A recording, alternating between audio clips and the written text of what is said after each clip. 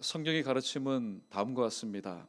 하나님이 도대체 어떤 분이시냐 알아야만 내가 무슨 일을 할 수 있는가에 대한 답이 나오는 것 같습니다.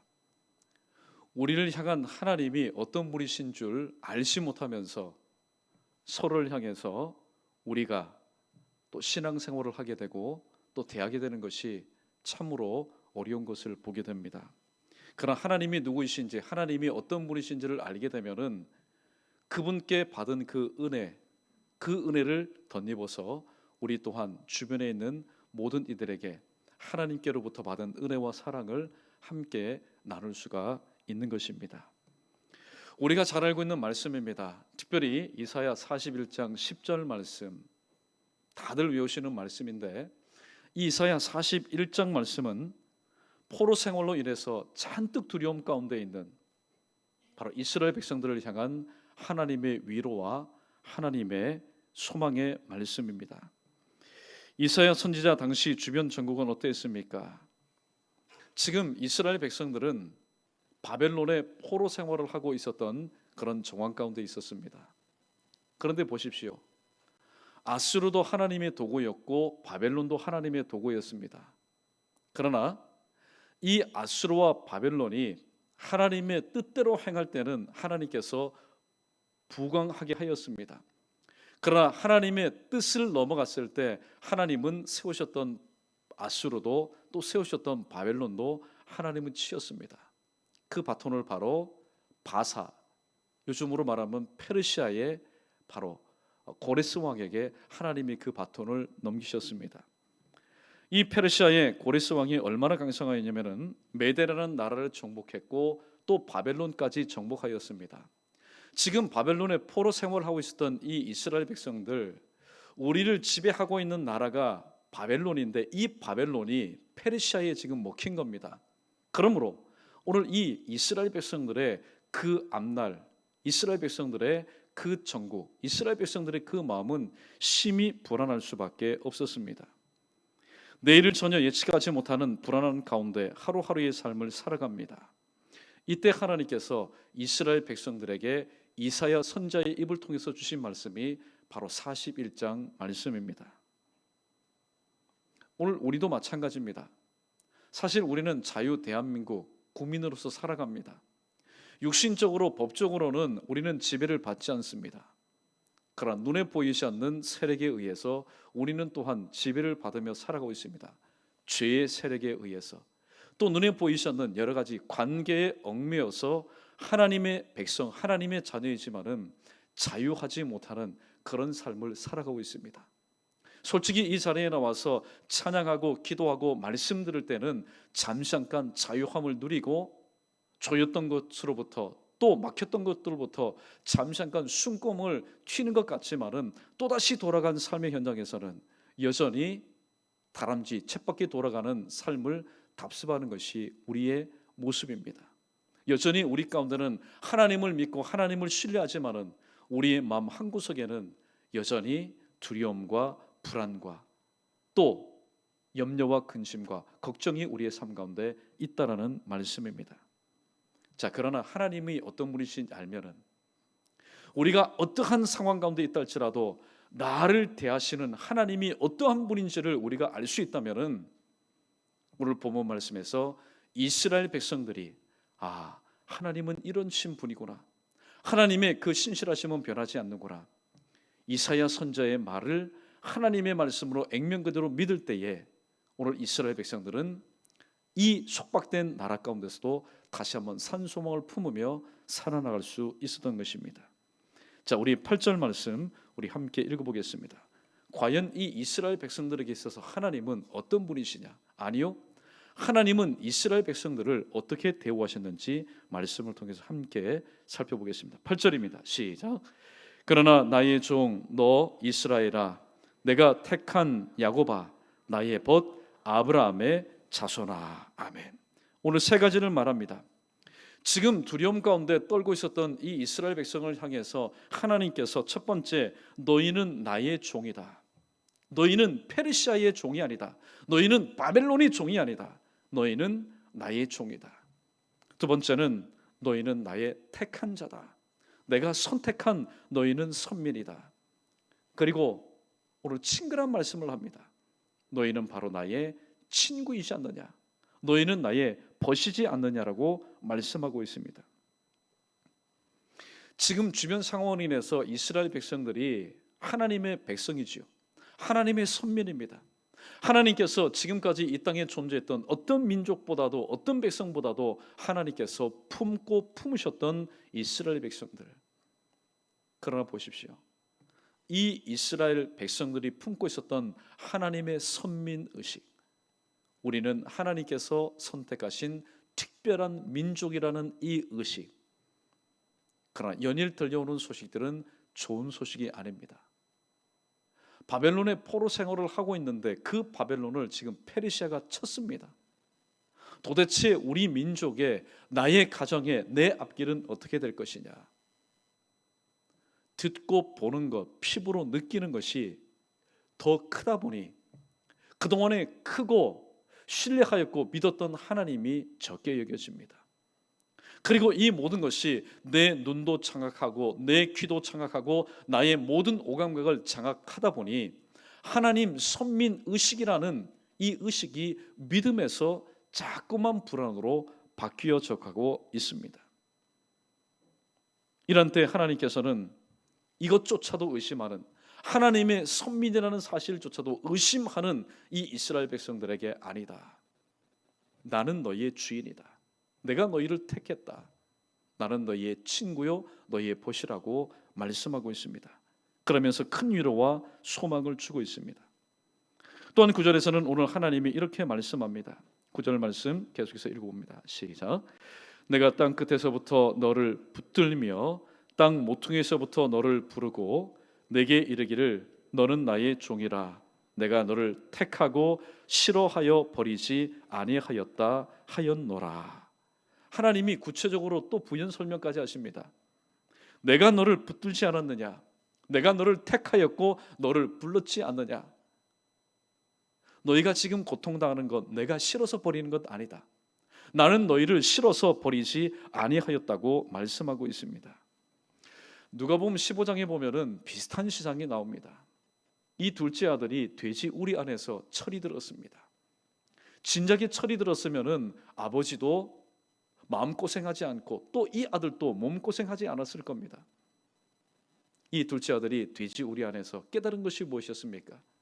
돼지 우리 안에서 이분들이야말로 나의 삶 가운데 굉장히 중요한 분이라는 사실을 깨닫게 되었습니다. 첫 번째는 바로 하늘로 표현됐지만은 하나님, 두 번째는 아버지의 그 이름이 너무나 소중한 것을 깨달았습니다. 그래서 이 둘째 아들이 오늘 이 돼지 우리 안에서 어떻게 고백합니까? 나는 지금 여기서 줄여 죽지만은 나의 아버지의 집에는 풍족한 품꾼이 얼마나 많겠느냐. 내가 아버지에게 돌아가면은 이렇게 고백하리라. 나를 품꾼의 하나로 여겨주십시오. 나를 그냥 품꾼의 하나로 취급해 주십시오. 내가 이렇게 아버지에게 내가 고백하리라. 그리고 그러한 삶을 내가 살겠노라. 그러나 누가복음 15장 24절 저 뒤에 돌아와서 아버지를 만난 뒤에 아버지는 이 아들을 어떻게 파격적으로 대우하는지 아십니까?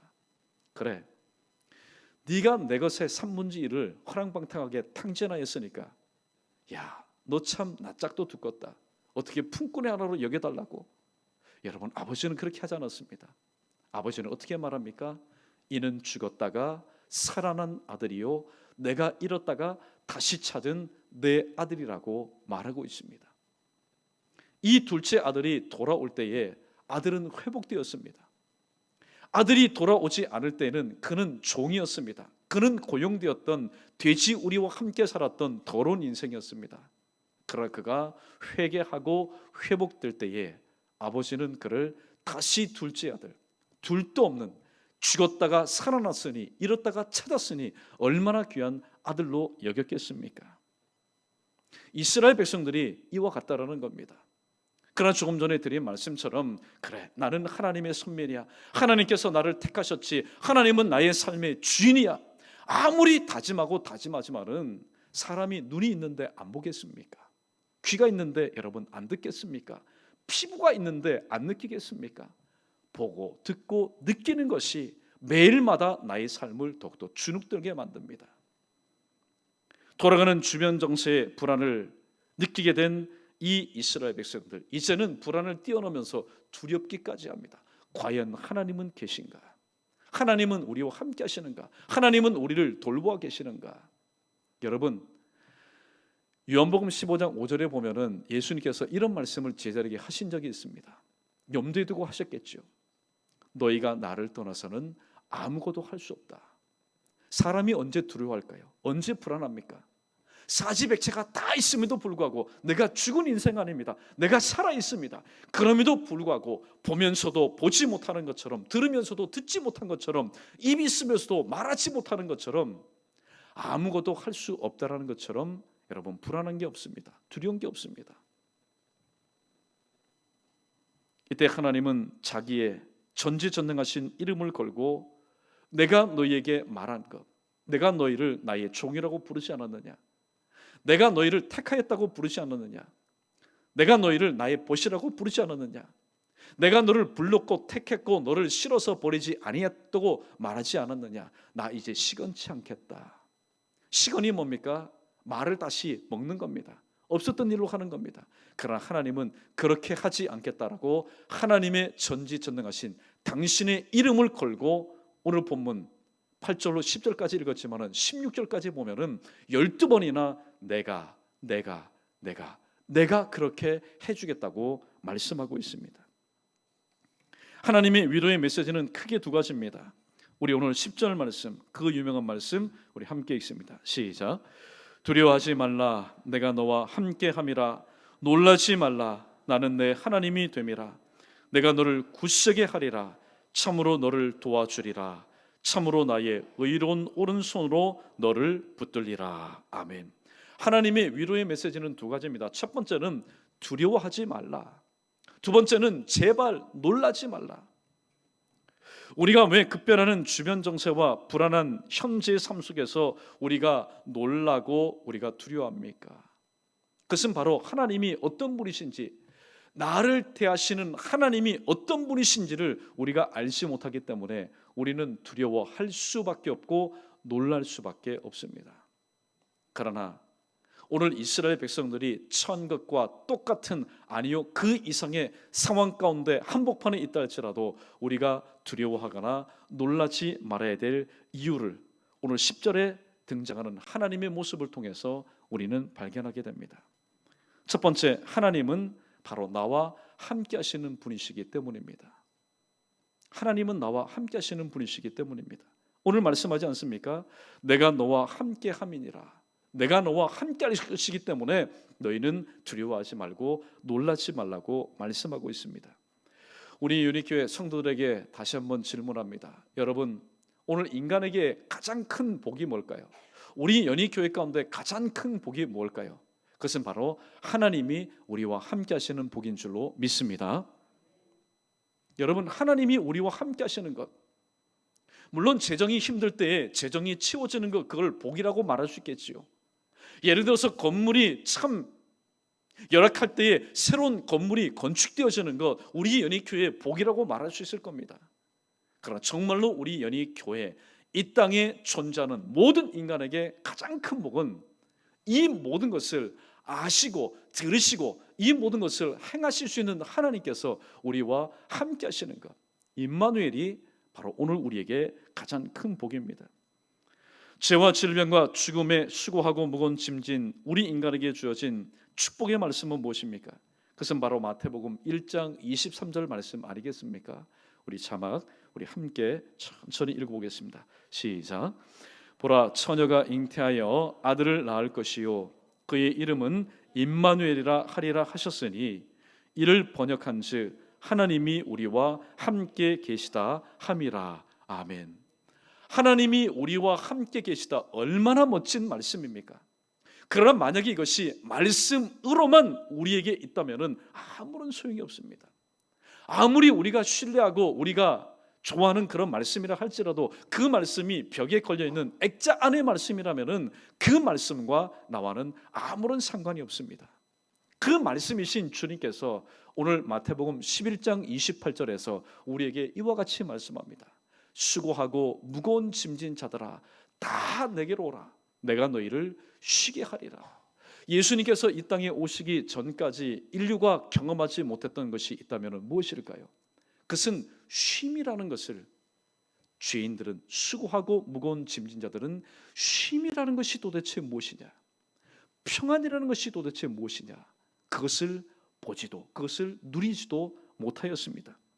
그러나 비로소 주님께서 우리와 함께 하심으로, 함께 하시는 주님께서 우리를 알고 계십니다.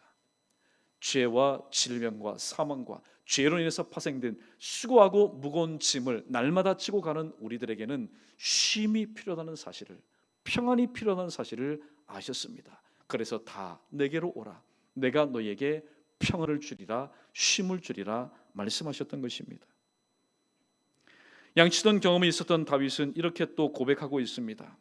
시편 23편 4절 말씀, 이 말씀 우리 함께 읽겠습니다. 시작. 내가 사망의 음침한 골짜기로 다닐지라도 해를 두려워하지 않을 것은 주께서 나와 함께 하심이라. 주의 지팡이와 막대기가 나를 안위하시나이다. 아멘. 사망의 음침한 골짜기를 걸어갈 때는 해가 반드시 있습니다. 사망의 음침한 골짜기를 걸어가는데 해가 없다면은 여러분 그것은 사망의 음침한 골짜기가 아닐 겁니다. 사망의 음침한 골짜기는 반드시 해가 있어야 됩니다. 그러나 오늘 다윗은 두려워하지 않았다라고 고백하고 있습니다. 왜냐하면은 사망의 음침한 골짜기, 여러 가지 음으로 양으로 해가 있는 곳이지만은 주님께서 바로 나와 함께 하셨기 때문이고, 구체적으로 또 고백합니다. 주님의 그 지팡이와 막대기가 안위가 뭡니까? 안전하게 나를 보호하시고 나를 붙들어 주셨다고 고백하고 있습니다. 사랑하는 성도 여러분, 하나님이 나와 함께 하십니다. 내가 평안할 때에, 내가 건강할 때에, 내게 문제가 없을 때에, 기도 제목이 없을 때 하나님이 나와 함께 하십니다. 사실 그 고마움 여러분 피부로 느껴지지 않습니다. 그러나 내가 병들었을 때에, 내가 재정적으로 쪼달릴 때에, 내가 힘들 때에, 내가 눈물 날 때에, 내가 가슴을 찢을 때에, 내가 때로는 피하여 숨을 때에 나와 함께 하시는 하나님, 여러분 이 하나님은 좋으신 하나님, 여러분 좋으신 하나님으로 나와 함께 하시는 하나님을 표현할 수 있겠습니까? 너무나 고맙고 너무나 감사하고 너무나 좋으신 하나님이기 때문에 그 이름조차도 부르지 못하고 그저 그 하나님을 생각할 때에, 나와 함께 하시는 하나님을 생각할 때에 눈물을 흘릴 수밖에 없는 바로 연약한 존재가 저와 여러분 아니겠습니까? 사랑하는 성도 여러분, 양이 두려워하고 깜짝 놀랄 때가 있습니다. 양이 부스럭하고 여러분 도망칠 때가 있습니다. 왜 그럴까요? 늑대나 맹수를 보았기 때문에 양이 두려워하고 여러분 놀랄까요? 우리는 그렇게 현상적으로 접근할 수 있습니다. 그러나 성령의 시상은 다릅니다. 양이 두려워하고 양이 놀라는 것은 늑대나 맹수를 보았기 때문이 아니라 늘 나와 함께하는 목자가 보이지 않기 때문에 양은 두려워하고 놀라는 것입니다. 반면에 양이 편하게 지내는 것은 맹수들이 눈에 없기 때문에 그저 평안하게 있는 것이 아니라 바로 목자가 나와 함께하기 때문에, 맹수가 눈앞에 있다 할지라도 목자가 내 곁에 있고 그 목자가 나를 품어주기 때문에 이 양은 평안하게 지낼 수 있는 것입니다. 우리도 마찬가지입니다. 아무리 주변 정세 상황이 감당할 수 없을 정도로 힘들다 할지라도 결코 놀라거나 결코 두려워하지 말아야 될 것은 오늘 이 이사야 선지자가 우리에게 말한 것처럼 하나님이 우리와 함께하지 않느냐, 하나님이 우리의 가정과 함께하지 않느냐, 하나님이 우리의 일터와 함께하지 않느냐, 하나님이 우리의 그 자녀들과 함께하지 않느냐. 특별히 요즘 애국하는 국민들 나라 걱정 참 많죠. 그럼 우리는 걱정할 필요가 없습니다. 우리에게는 걱정거리가 아니라 우리는 기도 제목이기 때문입니다. 아무리 힘들고 어렵다 할지라도 우리가 소망을 가지고 기도할 수 있는 것은 하나님께서 이 나라와 민족과 함께 하시고 또 기도하는 우리에게 반드시 좋은 것을 응답하여 주실 것을 우리가 믿기 때문입니다. 사랑하는 성도 여러분, 이 시간 여러분 이 자리에 왜 오셨습니까? 하나님이, 나를 대하시는 하나님이 어떤 분이신지 우리가 알아야만이 우리 또한 그러한 형편 가운데 있는 성도를 품을 수 있고 또 하나님의 사랑 받은 것을 함께 나눌 수 있기 때문입니다. 첫 번째, 하나님은 저와 여러분, 우리와 함께 하시는 하나님이신 줄로 믿습니다. 자, 두 번째입니다. 하나님은 어떤 분이신가? 오늘 이사야 선지자는 이렇게 말씀합니다. 하나님은 나를 도와주시는 분이시다. 하나님은 나를 도와주시는 분이시다.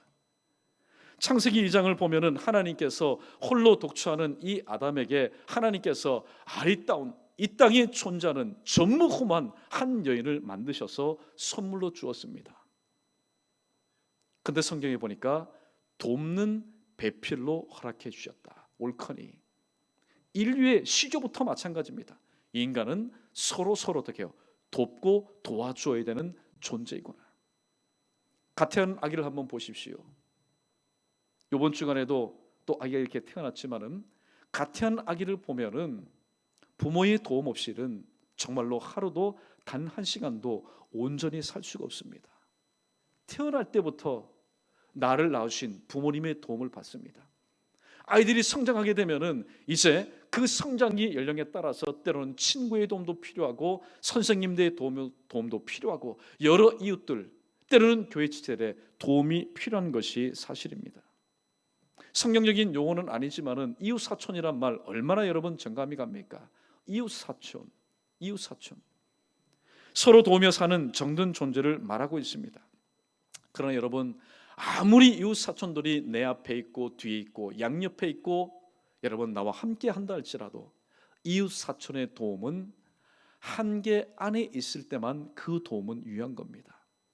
내가 처한 상황이 한계 상황 밖에 있다면은 아무리 친한 이웃 사촌도 여러분 마음만 도와줄 뿐입니다. 뜻만 도와줄 뿐입니다. 실질적으로는 도와줄 수가 없는 것입니다. 감기에 걸렸습니다. 여러분 얼마든지 병원에 데려갈 수 있겠지요. 얼마든지 약을 지어다 줄 수 있겠지요. 얼마든지 때로는 찬 물수건을 짜서 내 머리에다가 올려줄 수 있겠지요. 그러나 만약에 내가 판명받았습니다. 감기 정도가 아닙니다. 당신이 지금 불치병, 난치병을 앓고 있습니다. 그러면 실질적으로 도와줄 수가 없는 겁니다. 그냥 마음만, 그냥 뜻만 함께할 뿐입니다. 필요하다면 자리에 함께할 뿐입니다. 더 이상 우리가 도와줄 수 있는 여력이 없기 때문입니다. 그러나 이때 우리는 어떻게 됩니까? 한계 상황 안에서도 하나님을 기억할 수 있다면 얼마나 좋겠습니까? 12의 혈루병을 앓고 있었던 이 여인, 내가 앓고 있는 이 혈루병은 내가 할 수 있는 한계 밖에 있는 것이다. 그래서 일찍이 깨달았다면 12년 동안 그렇게 고생하지 않았을 겁니다. 그러나 비로소 깨달았습니다. 12년 뒤에 이 혈루병은 내가 혹은 명의의 손에 의해서 고칠 병이 아니라 이것은 하나님만이 하실 수 있는 일이구나. 나중에 깨닫게 될 때에 주님을 기억하였습니다. 그래서 주님이 지나가실 때에 여러분 혈루병 앓고 있는 여인이면 얼마나 악취가 났겠습니까? 사실 이 여인이 몸에 있는 이 병을 가진 여인이 그것도 유대인 남자인 예수님을 여러분 만졌다 상상할 수 없는 일입니다. 그러나 너무나 간절하였기 때문에 내가 그의 옷자락에만 손을 대어도 내가 낫겠다라는 그런 간절함 플러스 믿음을 가지고 그 옷자락에 손을 대었을 때에 여러분 이 혈루병을 앓고 있었던 여인은 주님의 도우심의 손길에 의해서 자신의 믿음과 주님의 도우심의 손길을 통해서 고침을 받게 되었던 것입니다. 우리는 하나님을 기억하고 찾습니다. 내가 감당할 수 없는 한계 상황 밖에서 하나님의 도움의 손길을 우리는 구합니다. 왜 하나님의 도움의 손길을 구합니까? 하나님의 도움의 손길은 이미 우리가 직간접적으로 체험한 바처럼 하나님의 도움의 손길은 미치지 않는 곳이 없고 닿지 않는 곳이 없고 이 세상에 못 고칠 질병과 못 극복할 일들이 없기 때문입니다.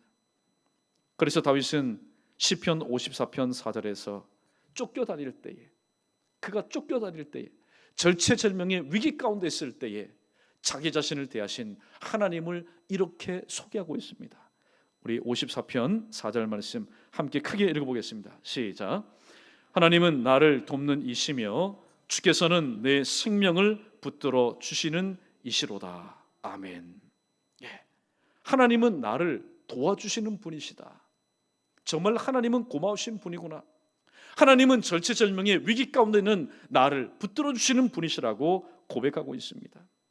또한 고라자서는 시편 46편 5절에서 하나님이 그 성중에 계심에 성이 흔들리지 아니할 것이라. 새벽에 하나님이 도우실 것이라고 고백하고 있습니다. 사랑하는 성도 여러분, 이 문장, 이 말씀은 여러분이 꼭 기억하십시오. 내가 구한 하나님의 도움의 손길은 항상 입체적으로 준비되어 있다라는 겁니다. 사람은 도움의 손길을 구할 때 미처 준비되지 못해서 발만 동동 구를 뿐입니다. 그리고 마음만 아파할 뿐입니다. 그러나 내가 구한 하나님의 도움의 손길은 항상 구하는 자의 삶 가운데 입체적으로 준비되어 있다는 사실을 우리는 네 가지의 경우를 통해서 발견하게 됩니다. 풀무불 속에 하나님의 도움의 손길은 존재했습니다. 사자굴 속에 하나님의 도움의 손길은 임했습니다.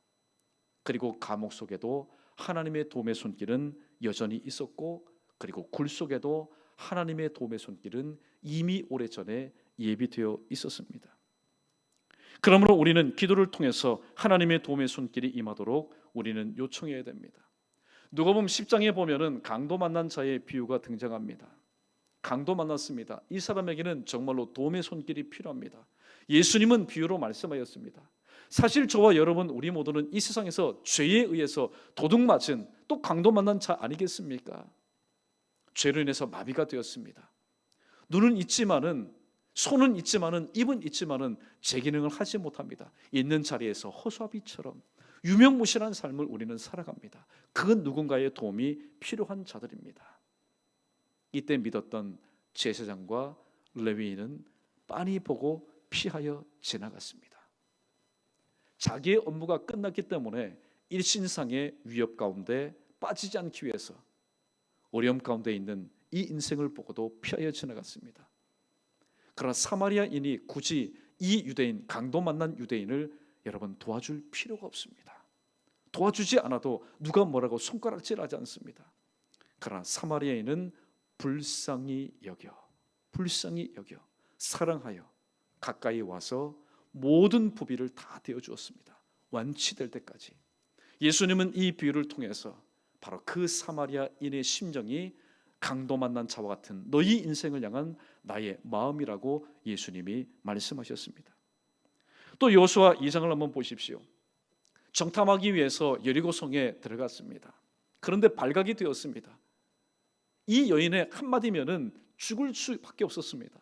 그러나 하나님께서는 그 여리고성에 하나님의 섭리 가운데 이미 오래전에 하필이면 그곳에 집을 얻게 하신 라합이라는 이 여인을 통하여서 하나님은 두 정탐꾼, 잡힐 수밖에 없었던 이 두 정탐꾼을 도우셔서 결국에는 하나님의 역사를 이루게 하셨던 것을 보게 됩니다.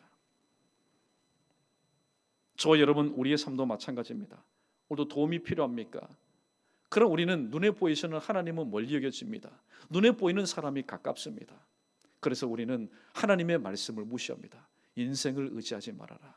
인생을 의지하는 것은 마치 거미줄을 잡는 것과 마찬가지다. 그렇게 주님께서 분명히 말씀하셨고, 분명히 그 말씀을 들었음에도 불구하고 일의 산이 너무나 급하다 보니 보이시는 하나님은 멀리 느껴지고 눈에 보이는 사람을 의지하는 그런 실수를 범할 때가 얼마나 많이 있었습니까?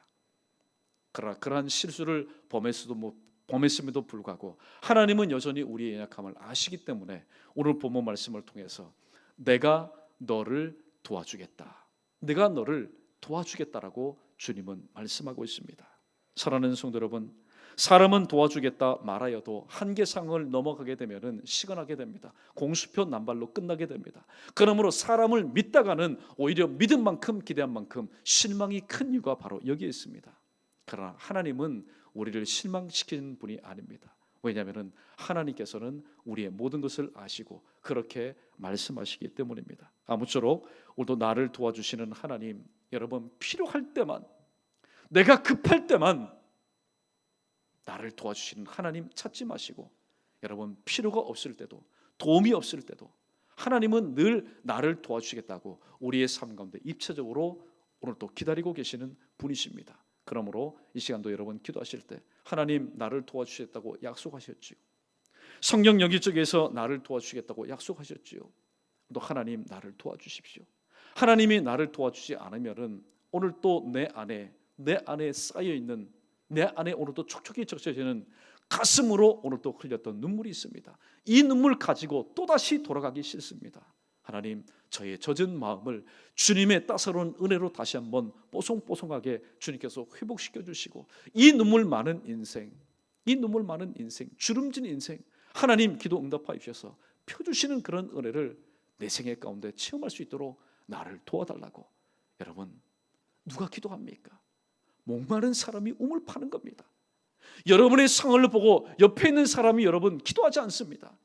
내게 필요한 기도 제목은 내가 여러분 기도해야 됩니다. 아무쪼록 기도하실 때 내가 도와주겠다 말씀하신 이 하나님의 귀한 은혜가 여러분의 삶 가운데서는 귀한 기도의 응답으로, 또 구체적인 삶의 간증으로, 삶의 현실로 나타나기를 주님의 이름으로 축원합니다. 세 번째입니다. 우리 크게 한번 따라 보겠습니다. 하나님은 나를 붙들어 주시는 분입니다. 오늘 하나님께서 말씀합니다. 두렵고 떨리고 불안한 이 이스라엘 백성들 가운데 나는 너를 붙들어 주는 하나님이라고 말씀하고 있습니다.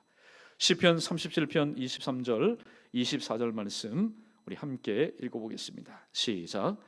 여호와께서 사람의 걸음을 정하시고 그의 길을 기뻐하시나니 그는 넘어지나 아주 엎드러지지 아니함은 여호와께서 그의 손으로 붙드심이로다. 아멘. 사랑하는 성도 여러분, 아무리 건장한 사람, 아무리 균형 감각이 있는 사람이라 할지라도 일평생 동안 여러분 실족하지 않는 사람, 넘어지지 않는 사람이 누가 있겠습니까? 사람들은 이해하지 못합니다. 병력한 사람이, 어린 아이들이 넘어지는 것 이해가 됩니다. 그러나 다 큰 어른입니다. 정신이 맑습니다. 또 균형 감각도 있습니다. 그런데 그런 사람들이 넘어지는 것에 대해서는 우리가 이해를 하지 못합니다. 그러나 보십시오. 아무리 유력한 사람이라 할지라도, 아무리 어린 아이라 할지라도 넘어지지 않습니다. 넘어질 수밖에 없는데 넘어지지 않습니다. 하나님께서 붙들어 주시기 때문입니다. 그런데 넘어질래야 넘어질 수 없는 사람이 넘어집니다. 실족합니다. 왜 그런지 아십니까? 그것은 하나님께서 그의 중심을 붙들어 주지 않기 때문입니다. 잠언 기자는 24장 16절에서 이렇게 말합니다. 의인은 7번 넘어져도 다시 일어나려니와. 7번 넘어졌으면은 여러분 이제 일어날 수 있는 의욕 혹은 여러분 그런 뜻이 사라지지 않겠습니까? 그러나 7번 넘어져도 다시 일어난다고 얘기합니다. 왜냐하면은 하나님께서 내가 한 번 넘어지고 2번 넘어지고 7번 넘어져도 그 넘어지는 자리에, 아이들이 넘어지는 자리에 항상 부모들이 곁에서 세워주는 것처럼 오늘 또 보이지는 않지만은 내가 아버지라고 감히 호칭하는 그 하나님께서 나의 눕고 잡고 일어섬을 붙들어 주시고 또 나의 실족함을 허락하여 주시지 않기 때문입니다. 말씀을 정리합니다.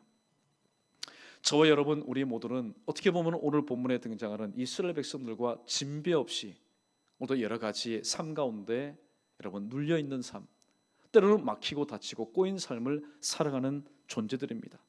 이로 인해서 저와 여러분은 두려움과 불안과 낙심과 절망 가운데 빠져서 살아갈 수밖에 없습니다. 이러한 우리들, 그러한 양들인 우리에게 최고의 위로는 무엇입니까? 그것은 바로 목자가 함께하는 겁니다. 목자가 양과 함께하듯이 하나님께서 우리와 함께하시는 것이고, 그래도 여전히 불안에 떨고 있는 우리의 귀를 향해서, 우리의 마음을 향해서 내가 너와 함께하겠다, 내가 너를 도와주겠다, 내가 너를 붙들어 주겠다, 바로 이 하나님의 음성인 것입니다. 저와 여러분 우리 모두는 이미 이스라엘 백성들이 하나님의 은혜를 입었던 것처럼 저와 여러분도 은혜를 입었습니다. 그러면 우리 모두에게는 이제 과제가 남았습니다. 내가 힘들고 어려울 때, 두렵 때, 또 불안할 때, 떨 때에 하나님은 어떤 분이셨습니까? 하나님은 우리를 방치해 두지 않고 함께 하시는 분이었고, 하나님은 우리를 도우시는 분이었습니다. 끝까지 우리를 도와주시는 분이었습니다. 완전히 회복될 때까지 우리를 도와주시는 분이었습니다. 그리고 우리를 붙잡아 주시는 분이었습니다. 그 사랑을 저와 여러분이 받지 않았습니까? 우리는 빚진 자입니다. 그러면은 이 빚을 이제 누구에게 우리가 빚을 갚아야 되겠습니까? 저도 연약하고 여러분도 연약하지만은 우리보다 더 연약하여서 오늘도 불안해하는 이들에게 함께 할 수 있고, 또 우리의 도움을 필요한 자들에게 우리가 도와줄 수 있고, 또 우리의 붙들어줌이 필요한 자들을 하나님께서 나를 오른손으로 붙들어 주셨던 것처럼 우리 또한 연약하지만은 쓰러진 자를 다시 한번 붙들어 줄 때에 세상에서는 느끼지 못했던 하나님의 사랑을, 부족하지만은 연약하지만은 우리의 작은 사랑 나눔을 통해서 이것이 하나님의 사랑이구나, 이것이 하나님의 손길이구나. 여러분, 회복은 언제 있습니까? 사람의 사랑을 나눌 때 회복되는 것 아닙니다. 사람을 통해서 하나님의 사랑을 나눔 받을 때에 우리의 심령은, 메말라진 심령, 잠자는 영혼, 주전전 영혼, 방황하는 영혼은 회복되어서 다시 한번 하나님의 사랑의 원천인 이곳으로 몰려오는 그런 귀한 역사가 일어나게 될 줄로 믿습니다. 여러분, 이 모든 것의 종자씨가 누구입니까? 기도의 종자씨, 사랑의 나눔의 종자씨, 그것은 바로 저와 여러분입니다. 오늘 이 시간 여러분, 모처럼 나왔다. 여러분, 모처럼 나온 게 무엇입니까? 이 시간이 여러분 이 자리에 나왔다는 자체가 바로 하나님의 선택이요, 하나님의 은혜입니다. 내가 의지적으로 나왔든지, 혹은 내가 떠밀려 나왔든지, 아니면 내가 모처럼 나왔든지, 오늘 이 말씀이 선포되는 이 시간 여러분이 이 자리에 있다는 자체가 바로 하나님의 계획과 하나님의 선택 가운데 있다는 하나님의 큰 복인 줄로 믿습니다. 오늘 주신 말씀 다시 한번 기억하시면서 나와 함께 하시는 하나님, 나를 도와주시는 하나님, 그리고 나를 붙들어 주시는 그 하나님께서 연약한 나와 함께 하심을 다시 한번 기억하시고, 이미 받은 이 모든 은혜를 오늘도 필요한 이들에게 오늘도 넉넉히 구워주며 나누어주며 베풀어 줄 수 있는 저와 여러분 우리 모두 되기를 주님의 이름으로 간절히 축원합니다.